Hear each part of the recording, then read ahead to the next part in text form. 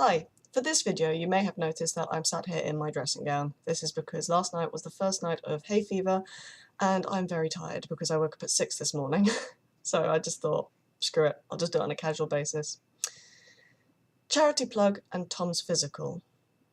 Kidney Research UK. Before I start this post, as one of their community champion volunteers, I'd like to do a quick mention. Kidney Research UK is the leading national charity dedicated to research that will lead to better treatments and cures for kidney disease. Founded in 1961, the organisation has been at the forefront of pioneering kidney research for many years, as well as providing information for patients and vital public awareness. You can find out more information on the charity, the research, the work they do, as well as how you could potentially get involved, whether through events, volunteer work or donations, on the following link. On that note, as I'm unable to do the walk itself, I'm aiming to be part of the cheering team for the London Bridge Walk on Sunday, 13th July. If you'd like to get involved, which would be terrific, either as part of the cheering station or as a walker, please click on this link for more details. Tom's physical examination for the paired pooling. 17th June saw us at Hammersmith Hospital at 8 AM, having spent the previous night at my parents'. We were both exhausted when we arrived at the hospital. As stage manager for our current show, Tom's been running around like a headless chicken, trying to make sure everything's perfect, and that previous evening we'd gone to bed late, then woken up at 6:30. I was just me, so couldn't get to sleep for ages, then had a bad night's sleep. We were extremely grateful to my mum for getting up and giving us a lift to the hospital, which is about 15 minutes drive away. On arriving, we walked first into the wrong department too early, then found the renal department. Oh yeah, now I recognise it. And we were immediately called by one of the most helpful people on the live donor team I've ever met, who explained everything, omitting no details. First, Tom's blood pressure, then some blood were taken. We hadn't expected this, so Tom immediately reminded her of his previous experience of having blood taken there and was laying down. It's rare for Tom to be affected by things, so it's really weird for me to see him go so white. Despite this, he handled it very well. We were then led to the second floor, which apparently had the air conditioner on full blast due to the previously hot weather, not felt at that hour of the day. Then in our sleep-deprived state, we chose seats next to a completely uninsulated window. Tom had no jumper or jacket on him, so I kept covering his arms with my used and therefore warm leather jacket. We were freezing by the time he was called into the MRI, then ultrasound. Whilst we waited in the coldest waiting room ever, we were somewhat amused by one of the hospital TVs showing an ad which contained the underlining message, Have you faced an issue with the hospital? About anything? Then you must complain! Complain to everyone! It's the only way! Pulling ourselves out of our daze, we then went into Nuclear Medicine division. Tom informed me you have to say Nuclear Medicine in a dramatic voice, otherwise it's not as effective. Warning, mini graphic description impending. On getting called up, Tom had a permanent needle put into his arm for the rest of the day. This device then allowed medical practitioners to inject or remove stuff from him without sticking a variety of needles into his arm and causing him unnecessary pain. I've had this device before and it's really weird, as your body immediately goes, get it out, get it out! However, he handled it like a trooper. Nuclear medicine is a formula which is injected into the system. The patient waits 2 hours, blood samples are taken, then another 2 hours pass, 4 hours in total, and another sample taken to see how the kidneys have filtered out the chemicals. It was then that it hit me. I was in a hospital, and not having my name called out, and 2, not being the one poked and prodded, I could actually relax a little. Really strange. As soon as he had that installed, the first 2-hour wait began. It was now 10 AM, and the first tests having been done, Tom could finally eat something. This came as a huge relief as we immediately decided to go for food. And that's when the alarm went off.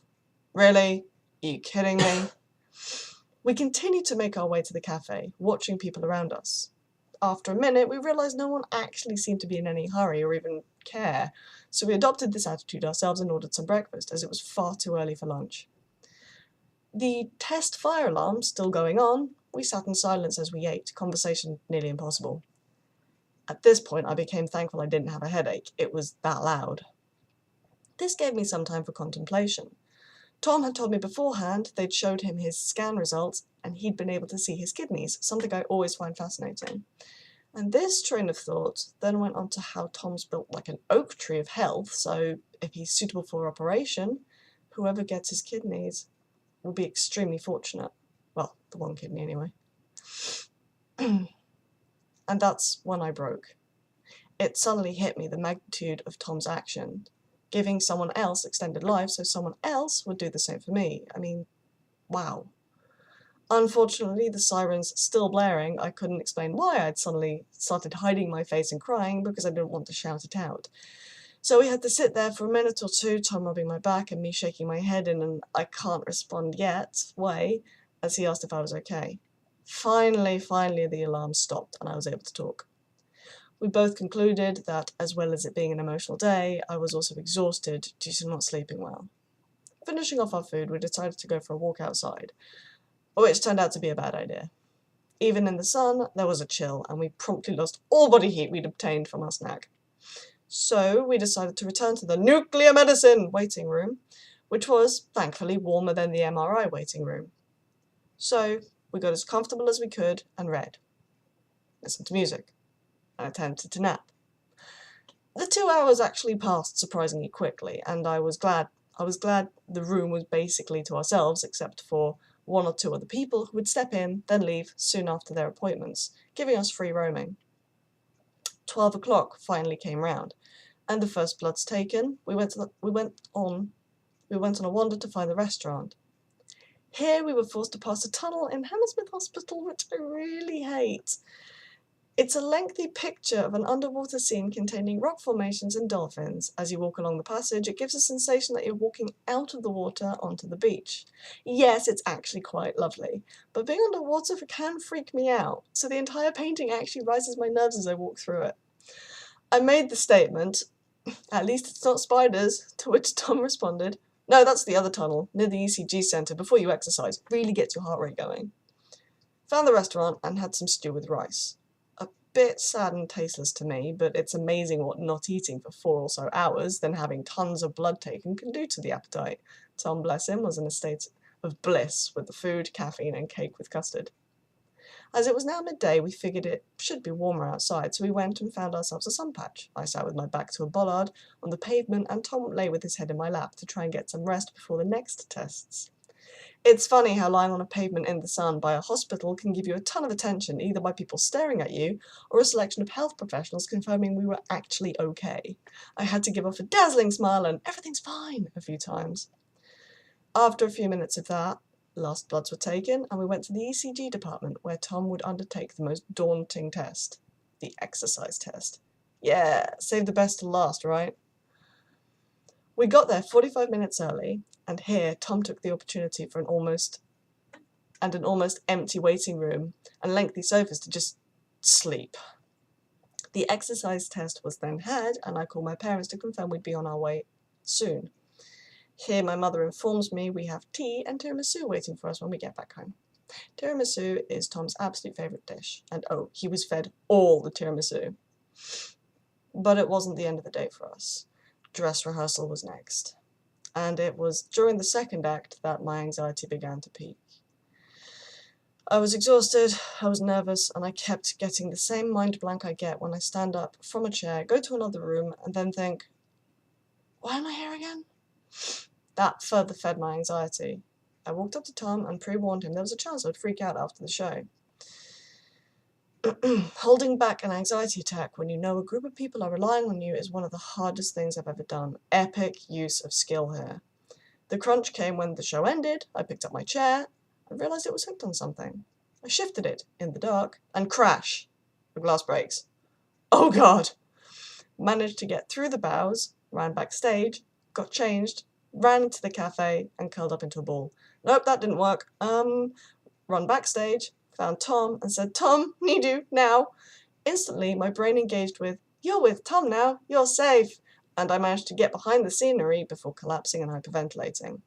Tom managed to get me breathing and relaxed enough to go back out and curl into a ball in the corner of the stage. where Tom and those in charge could see me, but others couldn't. I put on my music and shut off. The wolfhound was now up, awake, and on the prowl. I needed to be near people, but also couldn't face people talking to me, as I would go for them, even if they had the best of intentions. I actually think I may have shocked a couple of people who asked me if I was okay, as I was deeply in feral mode at that point, a state they'd never seen me in. Tom took me home as soon as he was able to. The next day, I woke up in depression. I'd completely lost confidence in myself as an actress, and my self-esteem was lower than the floorboards. Fortunately, I had counselling that day, and I followed that with a nap, which seemed to help. After the horror of the previous evening, I'm delighted to say the first night of hay fever went off beautifully, and I came out the other end smiling. Now, just wait 2 weeks for Tom's final result. Honestly, I'm dreading them.